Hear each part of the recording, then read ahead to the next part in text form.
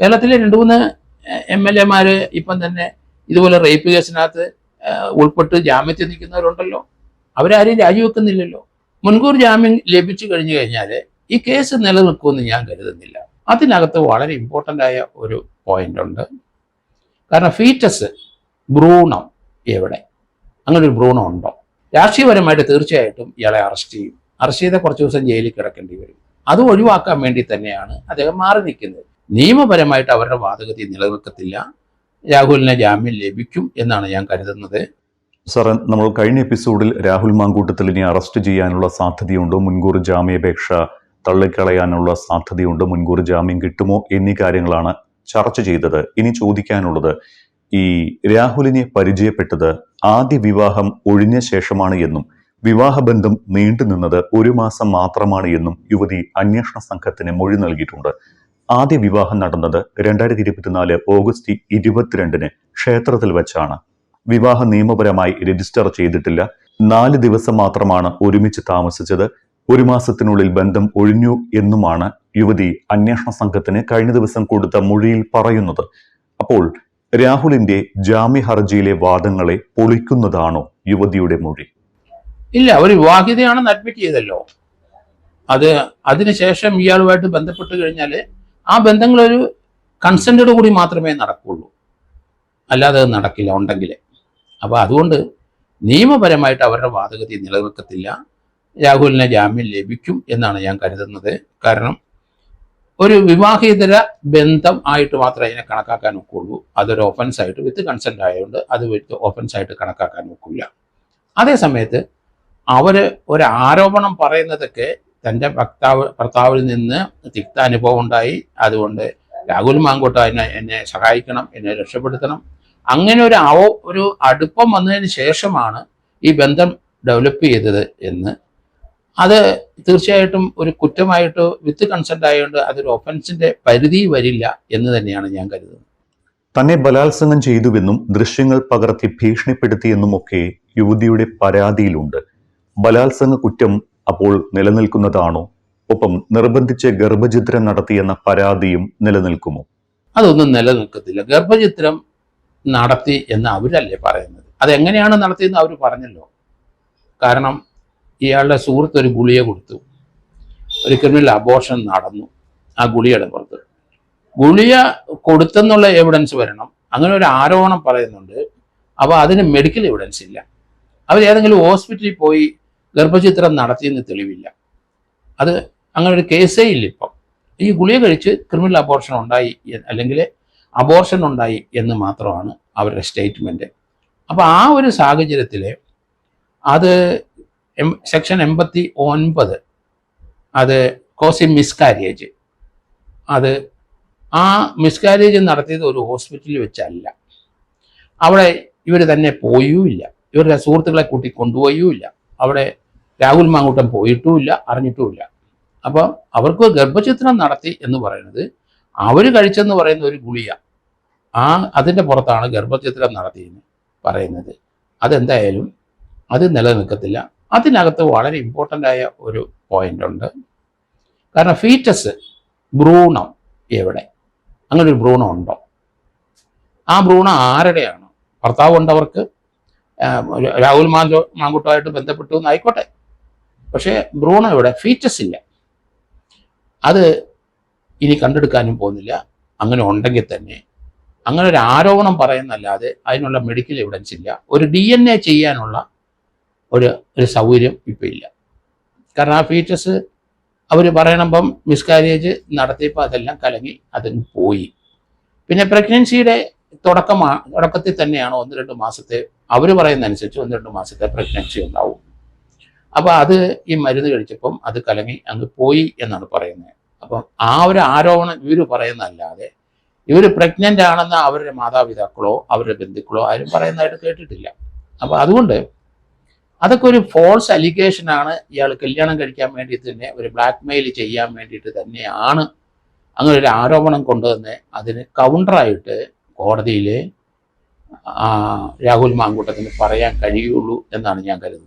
ഞാൻ കഴിഞ്ഞ എപ്പിസോഡിൽ കൃത്യമായി സൂചിപ്പിച്ചിരുന്നു, ഈ ഒരു ഇന്റർവ്യൂ രാഹുൽ മാങ്കൂട്ടത്തിൽ ചെയ്ത തെറ്റിനെ ന്യായീകരിക്കാനോ രാഹുൽ മാങ്കൂട്ടത്തിലിനെ ന്യായീകരിക്കാനോ അതിജീവിതയായ പെൺകുട്ടിയെ കുറ്റപ്പെടുത്താനോ അല്ല, മറിച്ച് ഈ ഒരു കേസിന്റെ നിയമവശം മാത്രമാണ് ചർച്ച ചെയ്യുന്നത് എന്ന് പ്രേക്ഷകരോട് ഒരിക്കൽ കൂടി ഓർമ്മപ്പെടുത്തുകയാണ്.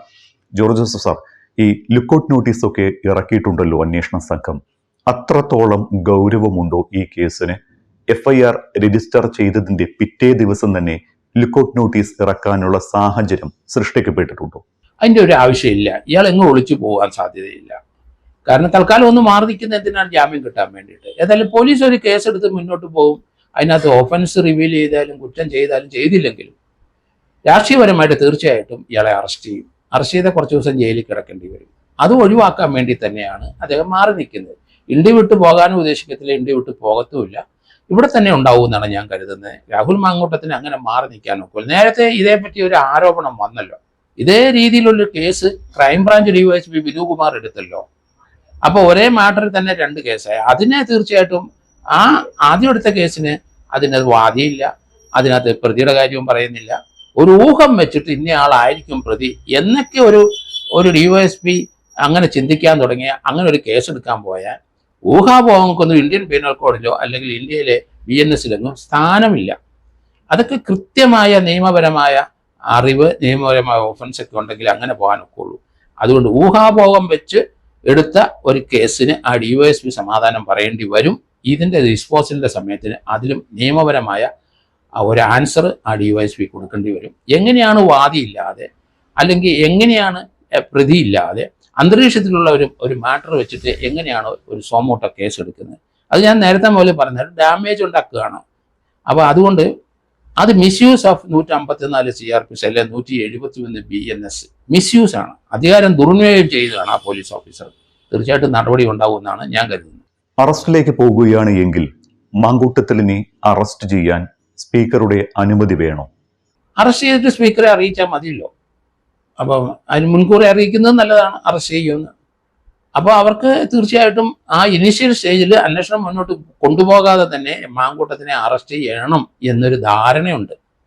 പ്രൈമറി എവിഡൻസ് അതിനകത്ത് ഉണ്ടോ ഇല്ലയോ എന്നുള്ള സംശയം. ഒരാളൊരു ആരോപണം പറഞ്ഞു, അത് അന്വേഷിക്കാതെ എങ്ങനെയാണ് അതിനകത്തൊരു എവിഡൻസ് ഉണ്ടെന്ന് അന്വേഷണ ഉദ്യോഗസ്ഥൻ കണ്ടെത്തുന്നത്?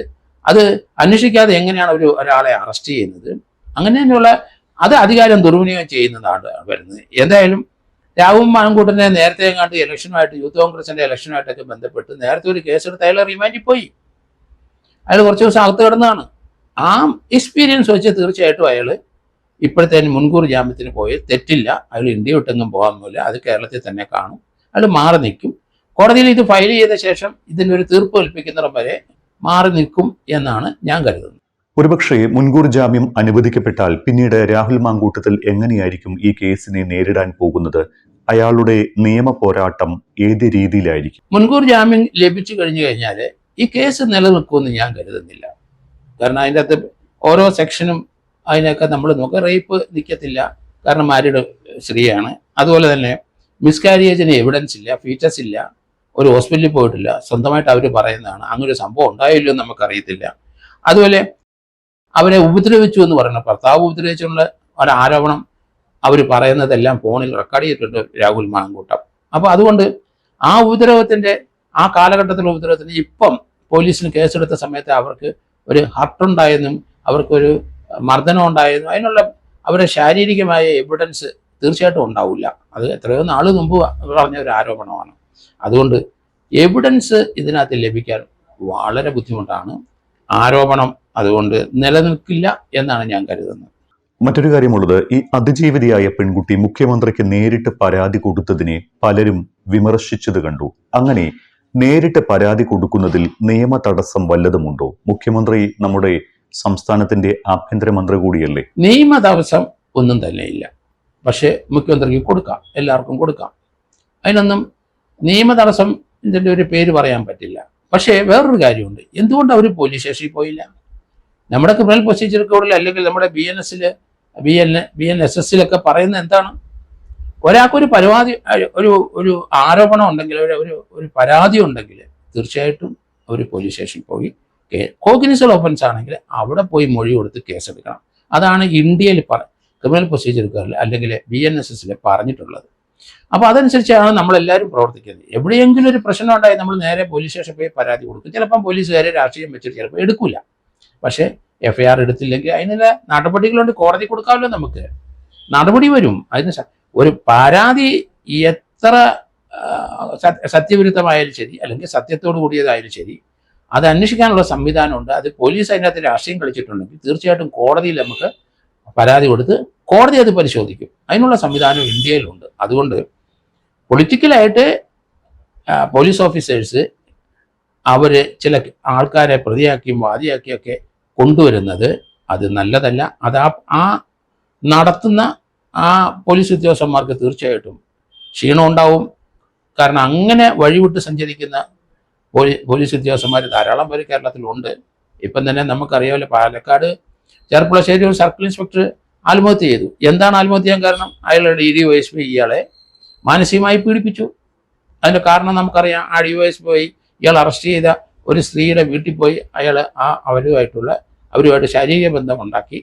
ആ വിവരം ആണ് സപ്രസ് ചെയ്ത് വെച്ചുകൊണ്ടിരുന്നത്. അത് അദ്ദേഹത്തിൻ്റെ ഡൈയിങ് ഡിക്ലറേഷൻ അല്ലെങ്കിൽ അദ്ദേഹത്തിൻ്റെ മൊഴിയിൽ ആത്മഹത്യാ കുറിപ്പിനകത്ത് അദ്ദേഹം പറഞ്ഞിട്ടുണ്ട്. അത് തീർച്ചയായിട്ടും അങ്ങനെയുള്ള ധാരാളം പോലീസ് ഉദ്യോഗസ്ഥന്മാർ കേരളത്തിലുണ്ട്. അത് രാഷ്ട്രീയപരമായിട്ട് നിങ്ങളാരും അങ്ങനെ പോകരുത്. ഭരണഘടന അനുസരിച്ച് പറയുന്ന കാര്യങ്ങൾ ചെയ്യാനാണ് പോലീസ് ഉദ്യോഗസ്ഥരെ റിക്രൂട്ട് ചെയ്ത് സർവീസിൽ കൊണ്ടുവന്നിരിക്കുന്നത്. അതിനകത്ത് രാഷ്ട്രീയം എന്താ കാണിച്ചവർക്ക് എല്ലാവർക്കും പരിക്കേൽക്കുന്നതായിട്ട് നമ്മൾ കാണുന്നുണ്ട്. പല സ്ഥലങ്ങളിലും അവരുടെ പ്രൊട്ടക്ഷനോടുകൂടി എവിടെ ഇരുന്നാലും കൈക്കൂലി വാങ്ങണമെന്നുള്ള ഉദ്ദേശത്തോടു കൂടി ആണെങ്കിൽ തീർച്ചയായിട്ടും അവരൊക്കെ ട്രാപ്പിലാകും. അതല്ലല്ലോ, നിങ്ങൾക്ക് ഒരു ശമ്പളം നിശ്ചയിച്ചിട്ടുണ്ട്. ആ ശമ്പളത്തിനകത്ത് നിങ്ങളുടെ കുടുംബവും ഒതുങ്ങണം. വല്ലവരും പൈസ വാങ്ങിച്ചിട്ട് അത് വെച്ചിട്ട് ജീവിച്ച് ആളുകളിക്കുന്നത് നല്ലതല്ല എന്നാണ് എല്ലാവർക്കും മനസ്സിലായിട്ടുള്ളത്. അതുകൊണ്ടാണ് ഇങ്ങനെയുള്ള സന്ദർഭത്തിൽ നിയമവിരുദ്ധമായി പോലീസ് ഉദ്യോഗസ്ഥന്മാർ പ്രവർത്തിക്കുകയോ ഒരു രാഷ്ട്രീയ പാർട്ടിക്ക് വേണ്ടി അവർ നിയമത്തെ വളച്ചൊടിക്കുകയോ ചെയ്തു കഴിഞ്ഞാൽ അവർക്ക് തീർച്ചയായിട്ടും പരിക്കുണ്ടാവും. അത് ഇപ്പോൾ ഉണ്ടായില്ലേ ശരി, അടുത്ത നാളിൽ വളരെ ദൂരെ അല്ലാതെ അങ്ങനെയുള്ളവർക്കൊക്കെ പരിക്കുണ്ടാവും എന്നാണ് ഞാൻ കരുതുന്നത്. ഈ കേസ് മുന്നോട്ട് പോകുന്നതോടെ രാഹുൽ മാങ്കൂട്ടത്തിലിന്റെ രാഷ്ട്രീയ ഭാവി എന്തായിരിക്കും?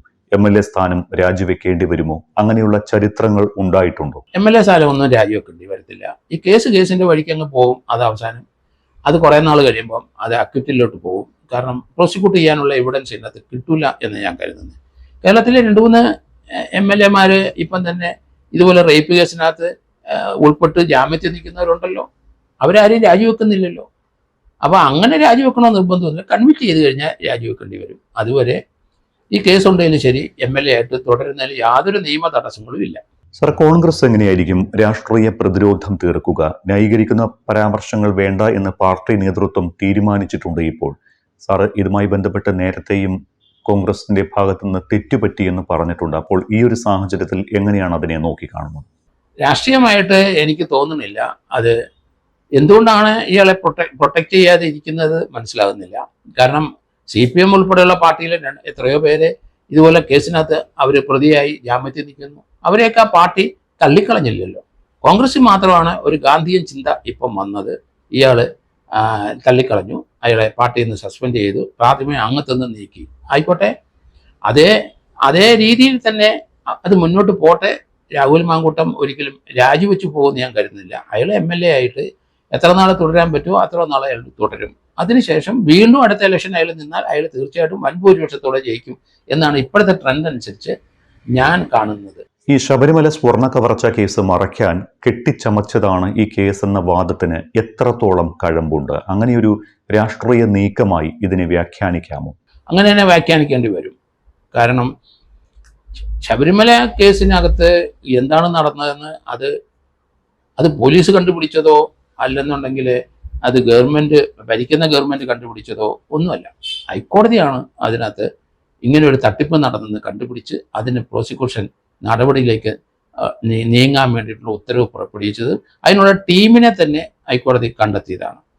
കറകളഞ്ഞ പോലീസ് ഉദ്യോഗസ്ഥന്മാരെ തന്നെ അതിൻ്റെ ഇൻവെസ്റ്റിഗേഷനിൽ കൊണ്ടുവന്നു എന്നുള്ളതാണ് അതിൻ്റെ ഒരു പ്രത്യേകത. അതുകൊണ്ട് ഈ കേസിനകത്ത് തീർച്ചയായിട്ടും രാഷ്ട്രീയം കളിക്കുന്നവർക്ക് പരിക്കേൽക്കും എന്നാണ് കരുതുന്നത്. കോൺഗ്രസ് പാർട്ടിയിൽ നിന്ന് ഇയാളെ പുറത്താക്കിയാലും ശരി, അയാൾ സർവൈവ് ചെയ്യും. അതേപോലെ ധാരാളം ഈ യങ്സ്റ്റേഴ്സ് കോൺഗ്രസിനകത്തുണ്ട്, CPM-ലും ഉണ്ട്. അവരൊക്കെ തീർച്ചയായിട്ടും അവർ ചെയ്ത ചെയ്തികളൊക്കെ അത് പൊതുജനം ചിലപ്പോൾ ഇഗ്നോർ ചെയ്യും, ചിലപ്പം അത് അവഗണിച്ചു കളയും. അത് തന്നെയല്ല, അങ്ങനെയുള്ളവർ പലരും ജയിച്ചു കയറി വരുന്നത് നമുക്ക് കാണാം. അതുകൊണ്ട് നമ്മൾ വിചാരിക്കുന്ന പോലെയല്ല പൊതുജനങ്ങൾ ചിന്തിക്കുന്നത്. കുറേയൊക്കെ ഇങ്ങനെയുള്ള അതിക്രമങ്ങൾ ഇപ്പോഴത്തെ യങ്സ്റ്റേഴ്സ് കാണിക്കും. അത് അവരുടെ സ്വഭാവത്തിൻ്റെയും സാഹചര്യത്തിൻ്റെയും അന്തരീക്ഷത്തിലും ഒക്കെ നടക്കുന്ന കാര്യമാണ്. അതൊന്ന് ഇഗ്നോർ ചെയ്ത് കളയുക എന്നുള്ളതാണ്. കോൺഗ്രസ് എടുത്ത തീരുമാനം ശരിയായിട്ടില്ല എന്ന് തന്നെയാണ് എൻ്റെ പക്ഷം. സാർ, മറ്റൊരു കാര്യമുള്ളത്, നടനും MLA-യുമായ മുകേഷിനെതിരെ പീഡനക്കേസിൽ കുറ്റപത്രം സമർപ്പിച്ചിട്ടും അദ്ദേഹം രാജിവെച്ചിട്ടില്ല. നിയമസഭയിൽ വരുന്നുമുണ്ട്. അപ്പോൾ മാങ്കൂട്ടത്തിലിന്റെ രാജി അനിവാര്യമാണോ? അതുകൊണ്ടാണ് ഞാൻ പറഞ്ഞ അനിവാര്യമല്ല. അത് എല്ലാ രാഷ്ട്രീയ പാർട്ടിയിലുള്ളവർ ഇതുപോലെയുള്ള കേസുകൾ പെട്ടുപോയിട്ടുണ്ട്. അത് രാഷ്ട്രീയമായിട്ട് പെട്ടതാകാം, അല്ലെങ്കിൽ അത് ഫാബ്രിക്കേറ്റ് ചെയ്തതാകാം, അങ്ങനെയൊക്കെ ധാരാളമുണ്ട്. പക്ഷേ അവരെ കൺവിക്റ്റ് ചെയ്യുകയോ അവർ കുറ്റക്കാരാണെന്ന് കോടതി കണ്ടെത്തുകയോ ചെയ്തെങ്കിൽ മാത്രമേ രാജിവെക്കേണ്ട ഒരു ആവശ്യമുള്ളൂ. ശരിക്കും തെരഞ്ഞെടുപ്പ് അടുത്ത ഘട്ടത്തിൽ, അതായത് തദ്ദേശ തെരഞ്ഞെടുപ്പ് അടുത്തായി, ഈ ഒരു സാഹചര്യത്തിൽ മാങ്കൂട്ടത്തിലിന്റെ കേസ് രാഷ്ട്രീയമായി ഉപയോഗിക്കുകയാണോ? അങ്ങനെ തോന്നുന്നുണ്ടോ? ഇതൊരു രാഷ്ട്രീയ ആയുധം തന്നെയാണ്. കാരണം ശബരിമലയിലെ സംഭവം കോൺഗ്രസ് ഒരു രാഷ്ട്രീയമായി, കോൺഗ്രസും BJP ഒരു രാഷ്ട്രീയമായിട്ട് ഉപയോഗിക്കുന്നുണ്ടല്ലോ. അതുപോലെ രാഹുൽ മാങ്കൂട്ടത്തിന് കേസ് ഇതുവരെ ഒരു സംഭവം, ഒരു ആരോപണം കൊണ്ടുവന്നപ്പം അത് രാഷ്ട്രീയമായിട്ട് CPM ഉപയോഗിക്കുന്നു, അല്ലെങ്കിൽ BJP ഉപയോഗിക്കുന്നു എന്നുള്ളതാണ്. അപ്പോൾ അതൊക്കെ അങ്ങോട്ടും ഇങ്ങോട്ടും ഈ രാഷ്ട്രീയമായ ഇതുപോലെയുള്ള ആരോപണങ്ങൾ, ഫോൾസായ വെറും മോശമായ ആരോപണം കൊണ്ടുവന്ന് അതിൽ നിന്ന് മുതലെടുക്കാൻ ശ്രമിക്കുന്ന രാഷ്ട്രീയ ചിന്തകർ ധാരാളം പേര് എല്ലാ പാർട്ടിയിലുണ്ട്. അതിൽ നിന്നൊക്കെ നമ്മൾ മാറണം. സത്യവും നീതിയുമായിട്ട് മുന്നോട്ട് പോകണം. ഒരാളെ വിക്ടിമൈസ് ചെയ്ത് അതിനകത്ത് രാഷ്ട്രീയം മുതലെടുക്കാൻ ശ്രമിക്കുന്നത്, അതൊന്നും ഇനി പൊതുജനങ്ങൾ അംഗീകരിക്കത്തില്ലെന്നേ. അത് അങ്ങനെയാണ് ഞാൻ കാണുന്നത്. പലരും നമ്മൾ വിചാരിക്കും അതിൽ നിന്ന് എന്തെങ്കിലും മെച്ചം ഉണ്ടാവും, ഒന്നും ഉണ്ടാവില്ല. അന്തരീക്ഷത്തിൽ ഇതുപോലെയുള്ള കഥകളൊക്കെ ഇങ്ങനെ പറന്ന് നടക്കും. പക്ഷെ അതൊന്നും മനുഷ്യനെ ബാധിക്കില്ല, അല്ലെങ്കിൽ യഥാർത്ഥത്തിൽ ട്രൂ ആയിട്ടുള്ള ഇന്ത്യൻ സിറ്റിസനെ ഒന്നും അത് ബാധിക്കില്ല. അവർക്ക് യഥാർത്ഥത്തിൽ ആരാണ് ജയിക്കേണ്ടതെന്ന് അവർക്ക് മനസ്സിലുണ്ട്. അതനുസരിച്ച് അവർ വോട്ട് ചെയ്യും. സാർ, ശരിക്കും ഈ ബലാത്സംഗ കേസുകളിൽ മുൻകൂർ ജാമ്യം അനുവദിക്കുന്നതിന് മുൻപ് അതിജീവിതമാരുടെ വാദം കേൾക്കണമെന്ന് സുപ്രീം കോടതി ഉത്തരവുണ്ടല്ലോ. അത് രാഹുലിന്റെ കേസിൽ അല്ലെങ്കിൽ രാഹുലിന്റെ ജാമ്യാപേക്ഷയ്ക്ക് തടസ്സമാകുമോ? ഒരു തടസ്സവുമില്ല. കാരണം ഇതിനകത്ത് ഏറ്റവും സീരിയസ് ആയ ഒഫൻസ് 64 BNS-ലെ. അത് റേപ്പാണ്. അപ്പോൾ ആ റേപ്പിനകത്ത് ഒരു മാരീഡായ ലേഡിയാണ്. ഒരു മാരീഡായ ലേഡിയുടെ ഇപ്പോഴത്തെ ആവശ്യം എന്താണ്? അത് അവർ പറയുന്നതായിട്ട് വന്ന വാർത്തകളിൽ രാഹുൽ മാങ്കൂട്ടത്തിനെ കല്യാണം കഴിക്കണം. രാഹുൽ മാങ്കൂട്ടത്തെ ഇവരുമായിട്ടുള്ള പരിചയം എങ്ങനെയാണ്? അത് സോഷ്യൽ മീഡിയയിൽ കൂടെയാണ്. അത് FB പോസ്റ്റ് മുഖേനയാണ്. അല്ല, നേരത്തെ അവർക്ക് പരിചയമില്ല.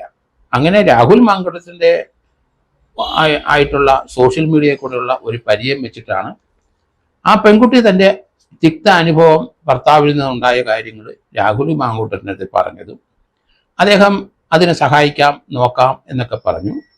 അങ്ങനെ 3-4 പ്രാവശ്യം അവരെ സന്ദർശിച്ചിട്ടുണ്ട്.